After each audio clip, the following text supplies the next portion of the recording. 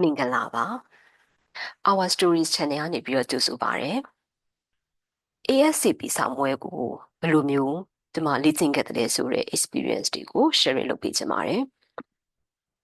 ASCP ဆိုတာဒါ American Society of Clinical Pathology ကနေပြီးတော့ပေးတဲ့ဒီ Certified Medical Laboratory Scientists စာမွေးပွဲပေါ့နော်ဒီစာမွေးကိုဖြည့်ဆို့အောင်မြင်ပြီးတဲ့သူတွေကိုဒါ satisfy ဖြစ်တဲ့ဒီ scientists ဒါမှမဟုတ်ရင်ဒါ technology ဆိုပြီးတော့ပြောလို့ရတယ်ပေါ့နော်အဲ့တော့အဲ့ဒီစာမွေးကို prepare လုပ်ဖို့အတွက်ကိုကျွန်မကဒီစာတွေကိုဘယ်လိုမျိုးလေ့လာခဲ့တယ်ဘယ်လိုမျိုး prepare လုပ်ခဲ့တယ်ဆိုတဲ့ experience လေးတွေကို sharing လုပ်ပေးချင်ပါတယ်ဒီ ASCP ဒီ Medical Laboratory Scientific စာမွေးဆိုတာကကျွန်တော်တို့ဒီ undergrad မှာသင်ခဲ့ရတဲ့ဒီ micro hematochemistry blood bank ပေါ့နော်ဒီ molecular ဒီ knowledge ဒီစာတွေကိုပြန်ပြီးတော့မိတာပေါ့လေနော်အဲ့တော့ဒီစာတွေနဲ့အရန်ကြီးဒါအလံမဝေးသေးဘူးကြောင်းပြီးတာမကြသေးတဲ့ကလေးတွေဆိုလို့ရှိရင်တော့ဒီစာမွဲကိုအချိန်အကြာကြီး prepare လုပ်စရာမလိုဘဲနဲ့ဖြည့်ဆို့ကောင်းဖြည့်ဆို့နိုင်မှာဖြစ်ပေမဲ့လို့ကျွန်မကကြတော့ကြောင်းပြီးတာလွန်ခဲ့တဲ့ဒါ2005ကလေးကဆိုလို့ရှိရင်ဒါနှစ်ပေါင်းတော်တော်ကြာသွားပြီဆိုတဲ့အခါကျတော့ဒီစာတွေကလည်းပဲကိုလုံနေတဲ့ကို daily ကိုလုံနေတဲ့ဒီ subject တွေလောက်ကလွဲလို့ရှိရင်ကျန်တဲ့ဝါတွေကကျွန်မမမှတ်မိတော့ဘူးပေါ့နော်အဲ့တော့ကျွန်မတို့အတွက်ကဒီစာတွေကိုဒီအစအဆုံးပြန်ပြီးတော့ဒီ၄နှစ်လုံးသင်ခဲ့တဲ့စာတွေပေါ့နော်အစအဆုံးပြန်ဖတ်ဖို့ဆိုတာကမလွယ်ဘူးပေါ့လေနော်ပြီးတော့ full time အလုပ်လုပ်နေတဲ့သူဖြစ်တဲ့အခါကျတော့ကျွန်မဘယ်ကနေစပြီးတော့လေ့လာမလဲဆိုတာကဒါတော်တော်လေးကိုဒါအခက်တွေ့ခဲ့တယ်ပေါ့လေနော်တချို့ senior တွေတချို့ဒီစာမွေးဖြည့်ဘူးတဲ့တငယ်ချင်းတွေကိုမေးကြည့်တယ်တချို့ဒီ YouTube မှာအဲ့လိုမျိုးဒီစာမွေးကိုဘယ်လို prepare လုပ်ကြတယ်လဲဆိုတဲ့အားတို့ကျွန်မလိုက်ပြီးလေ့လာကြည့်ရပေါ့နော်အဲ့တော့တော်တော်များများကတော့ဘာကို recommend ပေးကြတယ်လဲဆိုလို့ရှိရင်ကျမတို့ဒီအကြောင်းမှာကျောင်းတက်တုန်းကဒီဖတ်ခဲ့ရတဲ့ဒီ reference စာအုပ်အထူကြီးတွေပေါ့နော်ဥပမာ chemistry ဆိုရင်လည်းဒီ chemistry စာအုပ်ဒီအထူကြီးတွေ micro hemato ပေါ့နော်အဲ့ဒီစာအုပ်ဒီ reference စာအုပ်အထူကြီးတွေကိုဖတ်ပေါ့နော်ပြန်ဖတ်ပြီးတော့ပဲလူမျိုးဖြေခဲ့တယ်ပေါ့နော်နောက်မှတ်ထားပါတော့တချို့ဒီ chemistry နဲ့ပတ်သက်တဲ့ why ဆိုလို့ရှိရင်လည်းပဲဒီ reference range တွေကိုဒါအလို့မှတ်မိနေအောင်လို့ဒီ flash cut လို့မျိုးခေါ်တဲ့ဒီ cut လေးတွေပေါ့နော်အဲ့ဟာလေးတွေသုံးပြီးတော့ဒါ memorize လုပ်ပြီးတော့ဖတ်ကြတယ်ပေါ့မှာ blood bank ဆိုလို့ရှိရင်လည်းဒီ different antibodies group တွေကို memorize လုပ်တယ်ပေါ့နော်အဲ့လိုမျိုးများသောအားဖြင့်ကတော့ဒါအလို့မှတ်တဲ့နည်းလမ်းကိုသုံးကြတယ်လို့သုံးတယ်ဆိုပြီးတော့စပြန်ကြရတာပေါ့နော်ကျမတို့ငယ်ငယ်တုန်းကလုပ်တယ်လို့မျိုးစပြန်ကြတဲ့ technique ကိုသုံးပြီးတော့ဒီစာမွဲဖြေကြတယ်ဆိုပြီးတော့တွေ့ရှိရတယ်အဲ့တော့အဲ့ဒီ technique ကိုကျမလည်းလုပ်ကြည့်ခဲ့တယ်ပေါ့နော်အဲ့လိုငယ်ငယ်တုန်းကလိုမျိုးပဲစပြန်ကြတယ်ဒါပေမဲ့လို့ကျမကခုနပြောသလို full time အလုပ်လုပ်ရတဲ့အခါဖြစ်တဲ့အခါကျတော့အိမ်ပြိုပြန်ရောက်လာပြီဆိုလို့ရှိရင်ဒီအုံနောက်ကဘယ်လိုမှထပ်ပြီးတော့ဒါစာဖတ်ရတာတွေမကောက်စာကြက်ရတဲ့အခါကျတော့ဘယ်လိုမှမမှတ်နိုင်ဘူးပေါ့နော်အဲ့တော့တလားလောက်အဲ့ဟာကိုလုပ်ပြီးမယ်လို့ဒါဘာမှအကျိုးမရှိဘူးဖြစ်တယ်ပြီးတော့ဒီ reference စာအုပ်တွေဖတ်ရတာလေကိုလိုချင်တဲ့ information ကိုဒါ short to the point မရဘူးပေါ့နော်ဥပမာကျမကကြတော့ဘယ်လိုမျိုးမှပို့ပြီးတော့အဆင်ပြေတယ်ဆိုလို့ရှိရင်အကြောင်းအရာတစ်ခုခုကိုတတိချာချာနားလဲတယ် basic ကနေစပြီးတော့နားလဲတယ်ဆိုမှဒါပဲအဲ့အကြောင်းအရာကိုဖတ်ရတာအဆင်ပြေတယ်မှတ်ရတာကြက်ရတာအဆင်ပြေတဲ့ခါကျတော့တချို့ကျမဒီ basic ကိုသိချင်တဲ့ဟာတွေဆိုလို့ရှိရင်ဒီ reference စာအုပ်တွေကိုဖတ်ရတာကအများကြီးလိုက်ရှာရတယ်ပေါ့နော်အဲ့တော့ကျမတို့အဆင်မပြေဘူးဖြစ်တယ်အဲ့တော့အဲ့ဒီချိန်မှာကျမလည်းဘယ်လိုလုပ်ရမလဲမသိဘူးပေါ့နော်တချို့တငယ်ချင်းတွေလိုက်ပြီးတော့လည်းသူတို့လည်းအဲ့လိုပဲသူတို့အချိန်ကြီးဒီ6လတစ်နှစ်လောက်အချိန်ယူတယ်ယူပြီးတော့အဲ့လိုမျိုးစာဖတ်တယ်ပေါ့နော်ဒီတချို့ဆိုလည်းအလုပ်ကနေခွင့်ယူပြီးတော့မှဒီစာဖတ်ပြီးတော့စာမွဲဖြေတယ်ဆိုပြီးတော့ပြောကြတယ်ပေါ့အဲ့တော့ကျမလည်းအဲ့ဒါနဲ့ပဲအဲ့ဒီမှာကျမကအမှတ်မတင်ဘာကိုသွားတွေ့လဲဆိုလို့ရှိရင်ကျမကဒါ YouTube ကြည့်ရတာရန်ကိုဝါသနာပါတဲ့သူဖြစ်တဲ့အခါကျတော့ကျမအိမ်မှာ YouTube channel လေးတစ်ခုမှာ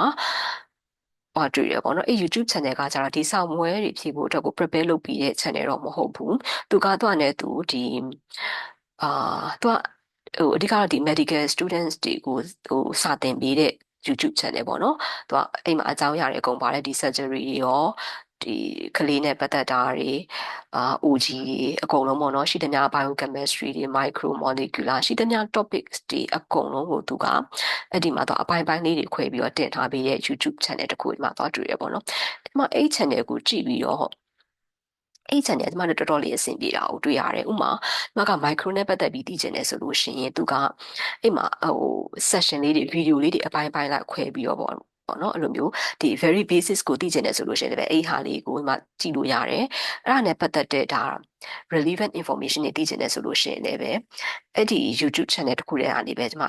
လွယ်ကူကူရှာပြီးတော့ဖတ်လို့ရတယ်ပေါ့နော်အဲ့လိုမျိုး reference စာအုပ်အထူကြီးကိုဒီမှာဖတ်စရာမလိုဘူးပြီးတော့ဒီ YouTube channel ဖြစ်တဲ့အတွက်ကြောင့်မို့လို့ဒါ video နဲ့ပြောတဲ့အခါကျတော့ဒါမျက်လုံးနဲ့လည်းကြည့်လို့ရတယ်နားကလည်းနားထောင်လို့ရတယ်သူက entertainment လိုပုံစံမျိုးဖြစ်နေတာပေါ့နော်ကိုကဒီမှာဇပွဲမှာထိုင်ပြီးတော့ပဲလိုက်ပြီးတော့ကြည့်နေဖို့ပဲလိုတယ်ပေါ့နော်အရင်ကြီးအုံနောက်ကလည်းဟိုမှတ်ရတာအရင်ကြီးမခက်ခဲတော့ဘူးပေါ့နော်ဆိုတဲ့ခါကျအဲ့ channel လေးကိုကျွန်မတွေ့ပြီးတော့အဲ့ channel လေးကကျွန်မတို့အဆင်ပြေတဲ့ခါကျတော့ကျွန်မအဲ့ channel လေးကိုစပြီးတော့လေ့လာကြည့်တယ်ပထမစပြီးလေ့လာကြည့်တဲ့ခါကျတော့သူကအကြောင်းအရာတွေအရင်များတဲ့ခါကျတော့ကျွန်မဘယ်ကနေစပြီးတော့လေ့လာမှန်းမသိဘူးဖြစ်တယ်အဲ့တော့ကျွန်မကအိမ်မှာဘာလုပ်လိုက်လဲဆိုတော့ဒီ ASCP ဖြေလို့ရှိရင်ဒီ ASCP ဆောင်းပွဲမှာမေးမဲ့မေးခွန်းပုံစံအတိုင်းထုတ်ထားတဲ့ဒီ practice လုပ်လို့ရမယ်ဒီဘယ်လိုခေါ်မလဲ mock test လို့ခေါ်မှာပေါ့နော်အဲ့လိုမျိုးဒီ lab CE ဆိုတဲ့ software ကိုကျွန်မဝယ်လိုက်တယ်ပေါ့နော်အဲ့ lab CE ကိုဝယ်ပြီးတော့ lab CE မှာဒီမှာကဒါအပိုင်းလေးထပ်ပြီးခွဲလိုက်တယ်ဥမာ micro ဆိုလို့ရှိရင် micro မှာဘာတွေမေးနိုင်တယ် chemistry မှာဆိုဘာတွေမေးမယ် black man မှာဘာတွေမေးနိုင်တယ်ဆိုတော့အပိုင်းတွေခွဲပြီးတော့ကျွန်မကအချိန်စရာတစ်ခုသတ်မှတ်လိုက်တယ်ပေါ့နော် micro ကိုတလ black band ကိုတလchemistry ကိုတလပေါ့နော်အဲ့လိုမျိုး3လအနည်းဆုံးပေါ့အဲ့လိုမျိုး practice လုပ်မယ်ဆိုပြီးတော့ဒီမှာကပထမဦးဆုံးဒီ micro ကိုစပြီးတော့လေ့လာရဲပေါ့နော် micro မှာဘယ်လိုမျိုးမေးခွန်းတွေမေးနိုင်တယ်ဆိုတော့ဒီ lab CE မှာဒီမှာမေးခွန်းပုံစံတွေကိုအရင်ကြည့်တယ်အဲ့လိုမေးခွန်းပုံစံတွေကိုသိပြီးသွားပြီဆိုလို့ရှိရင်ဒီမှာကခုနက YouTube channel မှာသွားပြီးတော့လေ့လာရဲပေါ့နော်ဥမာUTI နဲ့ပတ်သက်တဲ့ urinary tract infection အကြောင်းမေးနိုင်တယ်မေးတဲ့မေးခွန်းတွေပါတယ်ဆိုလို့ရှိရင်အခုန YouTube channel မှာဒီ UTI နဲ့ပတ်သက်တဲ့ရှိတဲ့အကောင့်ဘလောင်းတွေအကုန်လုံးပေါ့နော်အဲ့ဟာတွေကအသေးစိတ်ရှင်းပြထားတာဖြစ်တယ်ဒီနားလည်လွယ်အောင်လည်းသူကရုပ်ပုံလေးတွေနဲ့ရှင်းပြထားတာဖြစ်တဲ့အခါကျတော့ကျမအနေနဲ့ကအရန်ကြီးအပင်ပန်းကြီးခံပြီးတော့အုံနောက်ကအရင်အလုပ်လုပ်စရာမလိုပဲနဲ့ဒါလေ့လာလို့ရတဲ့ channel လေးပေါ့နော်အဲ့တော့ကျမကအဲ့ဒီYouTube channel လေးအကျိုးကျေးဇူးနဲ့ဒီ3လအတွင်းမှာအရင်ကြီးလူကအရင်ကြီးမပင်ပန်းမဲနဲ့ဒါ full time အလုပ်လုပ်နေရတာနဲ့ဒီမှာဒီဆောင်ပွဲကိုဖြည့်ဆို့နိုင်ခဲ့တယ်ပေါ့နော်အဲ့တော့ဒီဆောင်ပွဲကိုမဖြည့်ခင်မှာတော့ဒီမှာတခြားသူတွေလည်းလိုက်မေးကြည့်တယ်ဒီလိုမျိုးဒီ reference စာအုပ်တွေကိုမဖတ်ဘဲနဲ့ဒီ YouTube ကိုကြည့်ုံနဲ့ဖြည့်နိုင်သလားလို့ဒီမှာလိုက်ပြီးတော့စုံစမ်းကြည့်တဲ့အခါကျတော့တော်တော်များများအကုန်လုံးကတော့ဒီ reference စာအုပ်တွေကိုဖတ်ပြီးတော့ဖြည့်ဆိုအောင်မြင်ခဲ့တဲ့သူတွေကြီးပဲဆိုတဲ့အခါကျတော့ဒီမှာရဲ့ပတ်ဝန်းကျင်မှာတော့ဒီ YouTube video ကိုကြည့်ပြီးတော့ဆောင်မဖြည့်တဲ့သူကမရှိဘူးပေါ့လေနော်အဲ့တော့ဒီမှာလည်းဒီဆောင်မဖြည့်ခင်ကိုမအောင်ခင်ကာလမှာတော့ကိုကဒါဟိုစိတ်ပူလာပေါ့နော်ကိုလုပ်တဲ့နီလန်ကတကယ်ရောဒါမှန်တဲ့နီလန်ရောဟုတ်ရဲ့လားပေါ့နော်တကယ်ဆောင်ပွဲကအဆင်မပြေဘူးဒီမှာမဖြေနိုင်ဘူးဆိုရင်တော့နောက်တစ်ချိန်ထပ်ဖြေလို့ရပြီမယ်လို့ဒီမှာလည်းထပ်ပြီးအချိန်နဲ့ထပ်အကုန်မခံချင်ဘူးတစ်ချိန်တည်းမှာပဲဖြေဆိုအောင်မြင်ချင်တာဖြစ်တဲ့အတွက်ဒါပေမဲ့ကိုယ့်အတွက်ကလည်းဒီနီလန်းကဒါအဆင်ပြေဆုံးနီလန်းအသုံးဝင်ဆုံးနီလန်းပေါ့နော်ကိုယ့်အတွက်ဒါrealistic အဖြစ်ဆုံးနီလန်းဖြစ်တဲ့ခါကျတော့ဒီမှာကဒီနီလန်းကိုပဲအသုံးပြုပြီးတော့ဒီဆောင်ပွဲကိုဖြေဆိုခဲ့တယ်အဲ့တော့ဒီဆောင်ပွဲကိုကျွန်မလည်းဒါအောင်မြင်သွားတယ်ပေါ့နော်ကျွန်မဒီဖြည့်ဆို့ထားတဲ့ဒီ method ဒီ video ကိုအသေးစိတ်သိချင်တယ်ဘယ်လိုမျိုးလေ့လာခဲ့တယ်ဆိုတာကိုသိချင်တယ်ဆိုလို့ရှိရင်တော့အောက်မှာ comment နိုင်ငယ်ပြီးလို့ရပါတယ်ကျွန်မနောက် video တွေမှာအသေးစိတ်ထပ်ပြီးတော့ sharing ထပ်လုပ်ပေးပါမယ် video လေးကိုအဆုံးထိကြည့်ပြီးတဲ့အတွက်ကျေးဇူးတင်ပါတယ်နောက် video တွေမှာပြန်လည်တွေ့ဆုံပါမယ်